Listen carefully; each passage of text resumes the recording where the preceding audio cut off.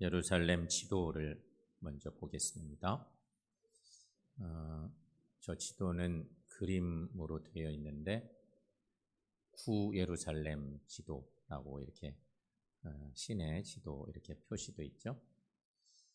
저 지도를 보시면서 마가다락방과 겟세마네 동산의 위치가 어디쯤 되는지 그거를 좀 이렇게 눈여겨보시면서 요한복음 13, 14, 15, 16장의 그 내용들이 어떤 내용으로 이어지는지 그것을 좀 먼저 살펴보려고 합니다. 오늘 말씀의 이해를 돕기 위한 그런 거니까. 요한복음 13, 14장 이거는 예수님의 마가다락방 강론, 다락방 강론. 산상수훈 말씀 전할 때도 있지만 다락방에서 예수님이 말씀을 전하시던 때도 있습니다. 요한복음은 이것을 좀 특별하게 다루고 있습니다. 다른 복음서하고 달리 요한복음의 전개 방식이 조금 달라서 그런데 우리가 잘 아는 것 지지난주 스승의 주일 때 요한복음 13장 본문 말씀을 하나님이 주셨었는데 요한복음 13장에 보면 예수님이 최후의 만찬을 드십니다. 그리고 만찬을 드시는 중에 갑자기 일어나셔서 수건을 허리에 두르시고 대야에 물을 떠다가 제자들의 발을 씻기 시작해서 세족식이 있었습니다. 세족식을 마친 후 예수님은 새 계명을 너에게 준다고, 새 계명을 너에게 주노라, 서로 사랑하라. 이 위대한 말씀도 주시죠. 이게 다락방 강론의 내용들입니다. 그런데 갑자기 예수님이 사랑하라고 그러시더니 갑자기 당신 십자가의 길을 가셔야 된다는 얘기를 자꾸 하시는 거예요. 아니 지금 깜짝깜짝 놀랄 일들이 계속 벌어지는데 갑자기 십자가의 길 얘기를 자꾸 하시는 거죠. 주님이 제자들에게 이렇게 말씀하십니다. 요한복음 14장 2절 3절 말씀인데 자 거기 한번 읽어보겠습니다. 내가 너희를 위하여 거처를 예비하러 가노니 가서 너희를 위하여 너희도 있게 하리라. 아멘. 이 말씀을 제자들이 들었을 때 이해가 됐을까요? 갑자기 예수님 왜 이런 말씀을 자꾸 하시나? 우리 발 씻어주신 것도 놀랄 일인데 서로 사랑하라고 새 계명 얘기도 하시질 않나? 또 자꾸 가신다고 자꾸 얘기를 하시지 않나? 이 말씀을 잘 알아듣지 못하던 제자들에게 주님이 또 이런 말씀도 하십니다. 요한복음 14장 바로 이어지는 6절 말씀에 그 말씀도 읽어봅니다. 예수께서 이르시되 내가 곧 길이요 진리요 생명이니 나로 말미암지 않고는 아버지께로 올 자가 없나니. 다락방 강론이 이렇게 계속 이어집니다. 그리고 강론이 끝난 뒤 예수님이 제자들을 데리고 마가다락방에서 겟세마네 동산까지 밤중인데 밤에 가십니다. 주님은 아셨습니다. 그 겟세마네 동산은 감람산, 올리브산 밑자락에 있어요. 그래서 성전산인 그 예루살렘 성과 관계된 성전 기드론 골짜기 사이에 두고 가까이에 있어요. 겟세마네 동산에 가셔서 주님이 기도하시죠. 제자들을 데리고 그 길로 가시는 거예요. 그러니까 요한복음 15, 16장은 결국 마가다락방에서 겟세마네 동산으로 가시는 길에서 주신 예수님의 고별 설교예요. 고별 설교가 되고 말았어. 근데 설교를 그냥 이렇게 단회를 만들어 놓고 어디 사신 게 아니고 제자들 이끌고 가시면서 노상에서 말씀을 전하신 거예요. 그것이 결론적으로는 예수님의 고별 설교가 되고 말아요. 주님은 이때가 마지막인 줄 아셨는데 제자들은 몰라요. 그게 중요한 거죠. 예수님이 그 밤중에 가셔서 겟세마네 가셔서 기도하시다가 예수님이 잡히시잖아요. 그게 마지막 설교가 된 거예요. 그 설교의 내용은 뭐냐? 이런 거죠. 15장은, 요한복음 15장은 갑자기 나는 포도나무이고 너희는 가지라. 그 유명한 포도나무와 가지의 비유 얘기를 하십니다. 그 이게 뭐냐면 관계 얘기하는 거예요. 너희들 지금 불안하지? 하나님과 나와 너희의 관계, 이 관계가 잘 맺어져 있어야 든든한 신앙인이 되고 정말로 주 안에 거하는 삶을 살 때 너희들이 무엇을 구하든지 다 응답 주신다. 뭐 이런 말씀도 하시면서 그 포도나무 가지의 비유 얘기를 쭉 하시는 거예요. 아마 분명한 건 이 말씀을 밤중에 하실 때는요, 아마 가던 길가에 포도밭도 있었을 거예요. 여기저기 포도밭이 많이 있었어. 예수님 시대 때. 그 얘기를 하시려고 딱 얘기하시고, 그리고 가시던 길에 정말 또 중요한 얘기, 주님의 고별 설교의 절정, 성령에 대한 얘기를 하시는 거예요. 성령이 하시는 일이 뭔지 요한복음 16장의 말씀. 우리는 성령 얘기하면 뭐가 생각나요? 사도행전 2장의 성령 강림 사건과 더불어서 그 뒤에 있었던 놀라운 역사적인 일들 생각하면서 성령 생각하지만 예수님은 이미 성령에 대한 얘기를 요한복음의 기록으로 보면 체계적으로 고별 설교 속에서 주님이 하신 거예요. 포도나무와 가지 비유 얘기와 더불어서 성령이 무슨 일을 하는 것인지 이 얘기를 하시죠. 분명 제자들은 예수님을 사랑했습니다. 하지만 제자들은 아직도 예수님의 말씀을 들어도 완전히 이해가 잘 안 됩니다. 제자들은 자기 이해의 작은 그릇으로 주님의 계획을 담아보려고 하는데 안 담아지는 거죠. 자기 이해의 그릇으로 주님을 말씀하시지만 주님의 계획을 들어보지만 그릇이 너무 작아서 못 담는 꼴이 되는 거예요. 그래서 예수님께서 떠나신다는 말씀이 들려질 때, 주님 말씀하실 때 제자들에게는 절망의 얘기. 아니 우리하고 함께 계셔야지 왜 자꾸 떠나신다고 얘기하시고 왜 이렇게 우리를 힘들게 하시나? 이해할 수가 없었어요. 그러나 주님은 말씀하시죠. 내가 떠나는 것이 너에게 유익이라. 왜냐하면 보혜사가 오실 것이기 때문이다. 그 유명한 요한복음 16장 7절 말씀에 보면 저런 말씀이 있어요. 그러니까 성령에 대한 얘기를 하실 때 중요하게 하신 얘기예요. 자, 거기도 한번 여러분 읽어봅니다. 그러나 내가 너희에게 실상을 말하노니 내가 떠나가는 것이 너희에게 유익이라. 내가 떠나가지 아니하면 보혜사가 너희에게로 오시지 아니할 것이요 가면 내가 그를 너희에게로 보내리. 아멘.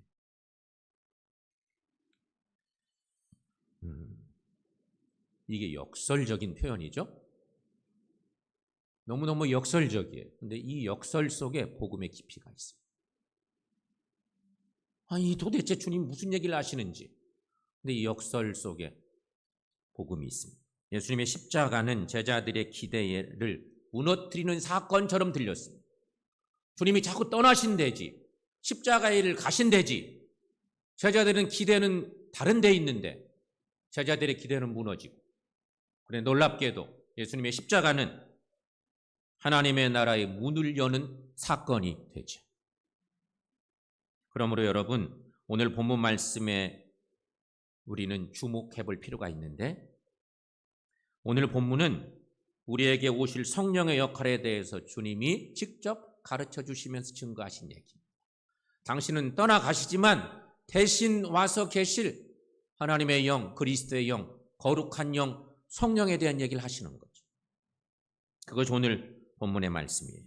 자, 오늘 본문 말씀 또 한번 다시 읽어보겠습니다. 그러나 진리의 성령이 오시면 그가 너희를 모든 진리 가운데로 인도하시리니 그가 스스로 말하지 않고 오직 들은 것을 말하며 장래의 일을 너희에게 알리시리라. 아멘. 이 말씀은 예수님께서 말씀해 주시는 성령의 두 가지 역할, 고별 설교 속에서 제자들이 꼭 알아야만 될 중요한 성령의 일에 대한 얘기.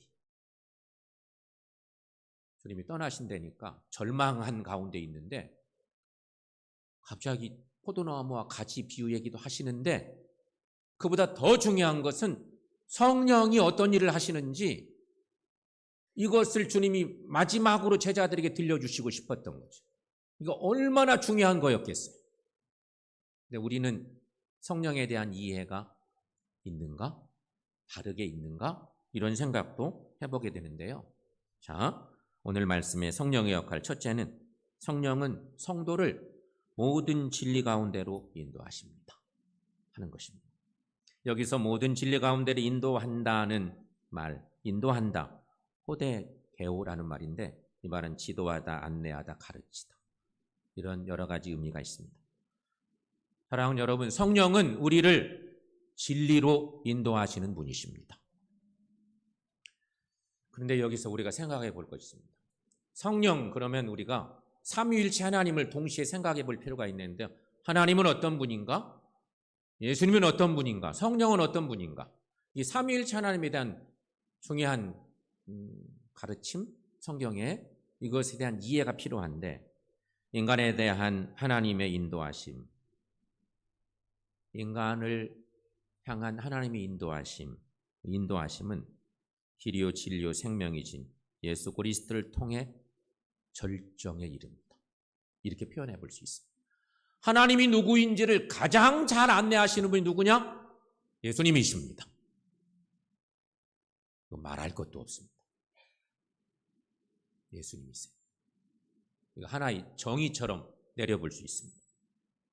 그런데 여기서 이제 성령님 얘기를 해봐야 됩니다.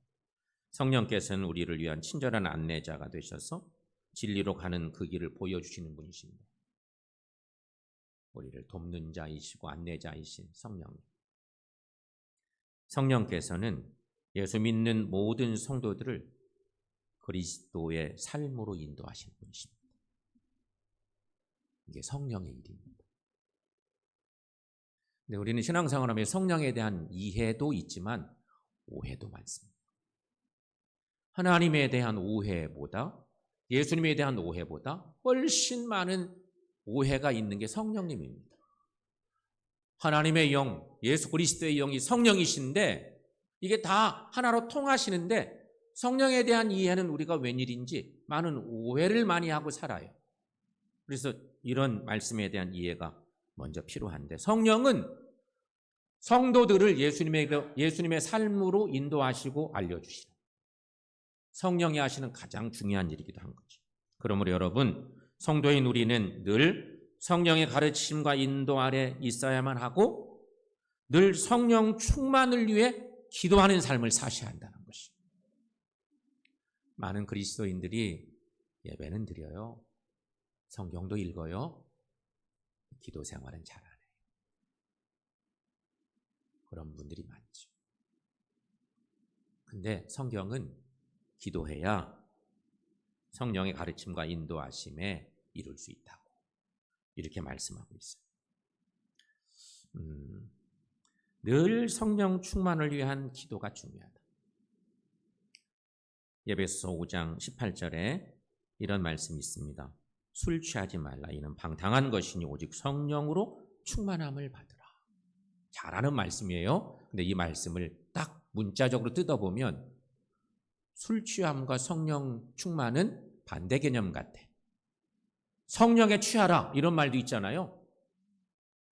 사도행전 2장에는 다 초대교인들이 성령에 취해가지고 헛소리하는 것처럼 들렸다. 막 술에 취해가지고 사람들이 비아냥거리며 말할 때 그랬잖아요. 근데 여러분, 술 취하지 말라. 이런 방탕한 것이. 오직 성령으로 충만함을 받으라. 성도 여러분, 술 취하지 마십시오. 술 드셔도 좋은데 적당히 드세요. 술을 과음하시면 성령을 거스르는 일을 하기가 쉬워요. 그건 분명해요. 신앙인으로 사는 우리들에게 그런 일이 생겨요. 술에 취하면요, 교회를 욕하고 그러기가 쉬워요. 성도인 우리가 그래요. 근데 그것이 뭐냐? 성령 충만하지 못하기 때문에 그런 건데 성령을 근심하게 하는 일인 거죠. 성령 충만하시기를 바랍니다. 또한 여러분, 그리스도인 중에 입술로는 주의 이름을 부르면서도 진리 가운데 행하지 않는다면 그는 참 성도가 못 됩니다. 예수 이름을 부르는데 진리 가운데 거하지 못해. 진리 가운데 거하지 못한다는 것은 성령의 인도함을 받지 못하기 때문일 것. 나 교인이야. 근데 참 길을 걷지 못해. 자꾸 딴 길 걸으면서 엇박자네. 그러면요, 그 사람은 교인이긴 한데 가짜 교인처럼, 하나님을 근심하게 하는 교인처럼 될 수 있다는 거죠. 미리 따져서 성령이 없는 사람, 성령의 인도를 받지 못하는 이들은 성도가 아니라고 말해야 옳습니다. 성령 충만하지 못하고 성령이 없는 사람, 특히 성령의 은혜를 받지 못한 사람은 교인이긴 한데 그리스도인은 아니다. 이렇게 말할 수 있어요. 성경이 이렇게 말하죠. 로마서 8장 9절 말씀입니다. 여러분 거기도 함께 읽어봅니다. 만일 너희 속에 하나님의 영이 거하지 너희가 육신에 있지 아니하고 영에 있나니 누구든지 그리스도의 영이 없으면 그리스도의 사람이 아니라. 아멘. 성도 여러분, 오직 성령의 인도하심을 통해 늘 복음의 진리 가운데 사시기를 축원합니다. 두 번째, 성령은 성도에게 장래의 일들을 알려주신다는 것입니다. 장래의 일들을 알리신다. 아낭겔레이라고는 말인데, 알리신다는 말은 드러내놓다, 선포하다, 가르치다. 한 말인데 여러 가지 의미를 담고 있는 그런 말입니다. 그렇다면 여러분 여기 생각해 볼 것이 있습니다. 성령님께서 성도들에게 장래일을 알려주시는 이유가 뭘까요? 성령과 관련된 얘기할 때 장래일을 알게 한다. 요엘서에도 그런 얘기가 있거든요. 장래일을 알게 하신다. 구약의 말씀입니다. 왜 성령께서 사랑하는 하나님의 사람들에게 진리의 길을 가르쳐 주시고 장래일을 알게 하시는 것일까? 장래일을 알아서 뭐하게? 요즘 21세기 그리스도인들이 전보로 많이 간대요. 무속에 빠진 그리스도인. 이게 26년도 작년도 분석에 나온 거예요. 정말 많은 그리스도인들이 무속에 빠져 있어요. 전보러 가. 이유가 뭐겠어요? 앞니를 내다보려고. 언제 이사 가면 좋대? 이런 건 안 하겠지만 뭔가 답답한 일 생기면 그런 거 하려고. 무속에 빠진 우리나라 그리스도인들이 무척 많다고 이게 요즘에 책으로 나왔어요. 여러분, 성령께서 성도들에게 장래 일들을 알게 하시는데 그 이유가 뭘까? 그 이유는 성령께서는 우리가 하나님의 계획과 목적에 따라 살기를 원하시기 때문이에요. 그래서 깨닫고 알려주시고 진리로 인도하세요. 알려줬더니 주님의 뜻은 그거예요? 저는 저렇게 갈랍니다. 이러면 안 된다는 거지. 즉 성령은 적절한 모든 준비를 할 수 있도록 인도하시는 분이시다. 그런데 우리가 또 한 가지 성령을 생각해 볼 필요가 있어요. 진리의 성령은 우리의 깊은 것이라도 통달하시는 분이시다. 고린도전서 2장 10절 말씀에 거기 있는데 오직 성령이 하나님이 성령으로 이것을 우리에게 보이셨으니 성령은 모든 것 곧 하나님의 깊은 것까지도 통달하시느니라. 성령의 능력을 얘기합니다. 그러므로 성령의 인도를 받는 성도들은 미래를 위해 걱정하지 마십시오. 왜냐하면 하나님께서는 하나님의 자녀되는 우리를 위해 친절한 안내자이신 성령님을 보내주셨기 때문인 것입니다. 이 성령님은 자의로 말하는 것이 아니라 이미 하나님께서 우리에게 계시하셨지만 이해하지 못하는 일체의 것들을 깨닫고 이해하도록 가르치시는 분이시기 때문입니다. 성령이 하시는 일이 바로 그거예요. 오늘 예수님이 하신 말씀이에요. 들려주신 말씀.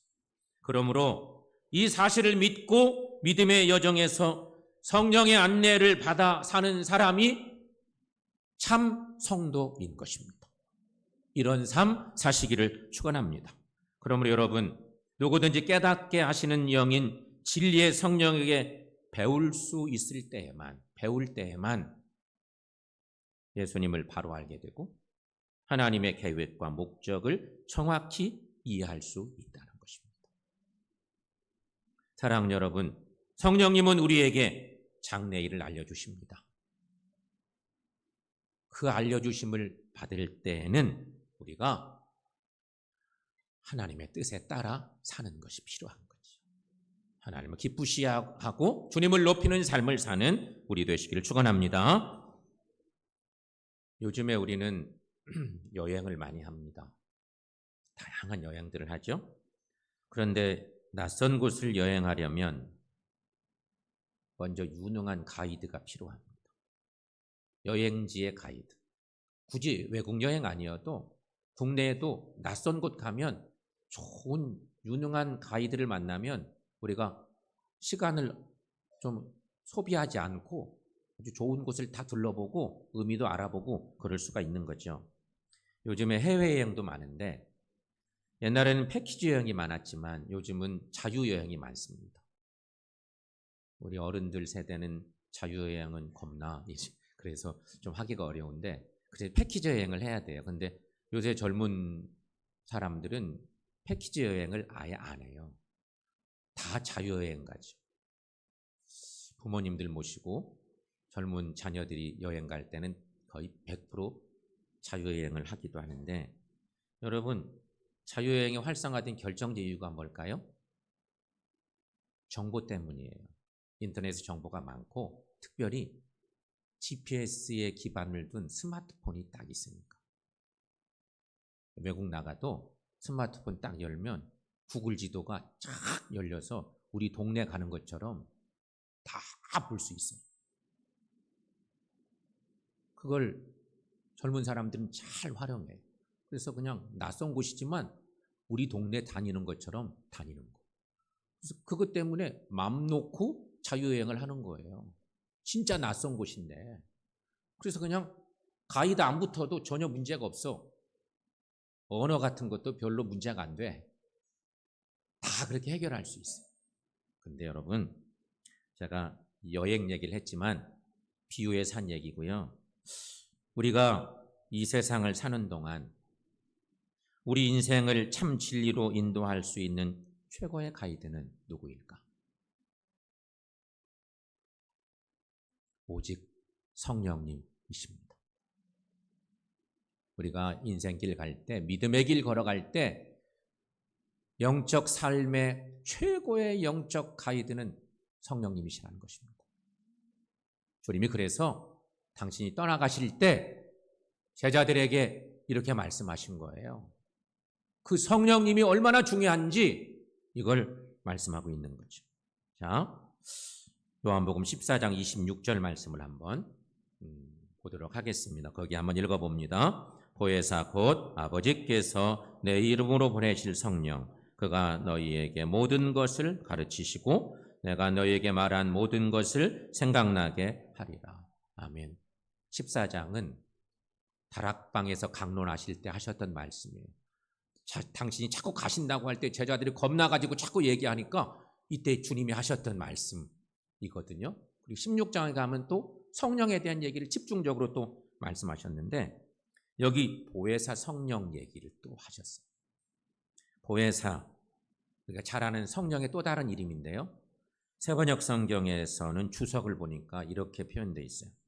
보호해, 변호해 주시는 분, 도와주시는 분. 이게 보혜사 성령에 대한 얘기입니다. 그런가 하면 독일어 성경에서는 보혜사를 이렇게 얘기하고 있습니다. 곁에 서시는, 보호하시는 분, 그런 개념보다 더 내 옆에 계신 분. 그렇게 말씀하십니다. 그렇습니다, 여러분. 성령의 역할을 잘 묘사한 그런 표현들인데 성령님은 우리 곁에 서 계시면서 낯설고 험한 믿음의 길을 갈 때 우리가 잘 갈 수 있도록 우리를 도와주시는 분. 얼마나 귀한 분이에요. 신앙생활 할 때 그냥 탄탄대로만 있으면 아무 문제 없는데 믿음의 길 가다가 힘든 일, 험한 길 갈 때, 어떻게 갈지 몰라 할 때, 답답한 일 만날 때 내 곁에 계시면서 나를 도와주시고 안내해 주시고 변호해 주시고 보호하시는 성령님. 그 성령님을 의지하고 살아라. 그런 얘기인 거죠. 여러분에게 묻겠습니다. 여러분 지금 성령 충만하십니까? 우리가 성령 받으셨습니까? 묻는 것과 성령 충만하십니까? 물을 때는 개념이 조금 다르긴 한데요. 성령 얘기만 하면 많은 그리스도인들이 기죽어하기도 합니다. 기도 생활 잘 못하는 사람은 성령 그러면 전혀 하나님하고 예수님하고 전혀 다른 분처럼 생각해서 좀 기죽어하는데 성령 충만하신가? 또 한 가지, 여러분은 지금 성령의 인도함을 따라 행하고 계십니까? 신앙생활하는 여러분인데 성령의 인도함을 따라 살고 있습니까? 많은 일들을 하고 있습니까? 만약 나에게 성령이 없다면 기도하셔야 합니다. 하나님은 기도하는 사람에게 성령을 주시겠다 약속하셨기 때문인 것입니다. 누가복음 11장 13절 말씀을 한번 읽습니다. 너희가 악할지라도 좋은 것을 자식에게 줄 줄 알거든 하물며 너희 하늘 아버지께서 구하는 자에게 성령을 주시지 않겠느냐 하시니라. 아멘. 기도하셔서 성령 충만하시기를 축원합니다. 또 한 가지, 성경은 말합니다. 성령은 하나님께서 주시는 선물이라는 것입니다. 사도행전 2장 38절, 오순절 성령 강림 사건이 임하고 많은 사람들이 회개하고 주님을 만나게 되는 놀라운 일이 있었던 사건입니다. 성령 강림 사건, 잘 아는 얘기죠. 베드로의 오순절 설교가 선포된 그 유명한 사건. 그때 베드로가 이렇게 말하죠. 2장 38절 읽습니다. 베드로가 이르되 너희가 회개하여 각각 예수 그리스도의 이름으로 세례를 받고 죄사함을 받으라. 그리하면 성령의 선물을 받으리니. 죄사함과 죄 씻음은 다르다고 그랬어요. 죄사함의 은혜, 죄 씻음의 은혜. 죄사함을 받으라. 성령을 선물로 받으리라. 이렇게 말씀하고 있습니다. 말씀을 좀 맺어보겠습니다. 그런데 한 가지 여러분 생각해 보세요. 성령이 없이도 유명한 신학자 될 수 있습니다. 그런데 그렇습니다. 성령 없이도 위대한 신학자 될 수 있고요. 성령이 없이도 유능한 성경 교사 될 수 있습니다. 그럴 수 있습니다. 하지만 진정한 그리스도인이 되지는 못합니다. 신학자 되고, 신학자 그러면 우러러보잖아요. 이제 성경을 가르치는 자들, 성령 없이도 될 수 있습니다. 위대한 사람. 그러나 진정한 그리스도인은 절대 될 수가 없습니다. 모든 사람은 오직 진리로 인도하시는 성령의 안내를 통해서만 참 성도의 삶을 살 수 있습니다. 이것을 기억하셔야 됩니다. 성도 여러분, 우리는 하나님의 자녀들입니다. 우리 하나님의 자녀입니다. 여러분 그렇게 고백하시죠? 우리 하나님의 자녀입니다. 조금 더 나가 볼게요. 우리는 성령의 사람들입니다. 같은 말이기도 해요. 예수 믿고 회개해서 죄사함을 받으라. 성령을 선물로 받으리라. 이게 성경의 가르침이에요. 죄사함의 은혜를 입었는지 우리가 이거 고백해야 되고, 그래서 하나님의 자녀라면 다 성령의 사람이에요. 하나님의 자녀는. 근데 우리는 신앙생활 하면서 이 문제는 계속 흔들려요. 계속 흔들리고, 흔들리는 중에도 내버려 두고 성령을 사모하지 않고, 이렇게 귀한 안내자이신데, 인도자이신데, 진리의 길로 인도하시는데, 우리의 보호자가 되시는데 성령께 의지하지 않고 우리가 신앙적으로 엇나가면 내 방식대로 살아. 그럴 때가 많아요. 그때는 여러분 우리가 위대한 신학자처럼 위대한 성경 교사처럼 될 수도 있어요. 근데 우리의 삶의 행보들은 하나님이 원치 않는 것을 하겠죠. 그러므로 여러분 우리 하나님의 자녀임을 고백하고 성령의 사람들이 되셔서 우리 모두 진리로 인도하시는 성령님을 따라 사시고 우리의 삶이 하나님을 기쁘시게 하고 우리의 걸음이 진리의 길 걸어가는 우리 모두 되시기를 축원합니다. 기도하겠습니다.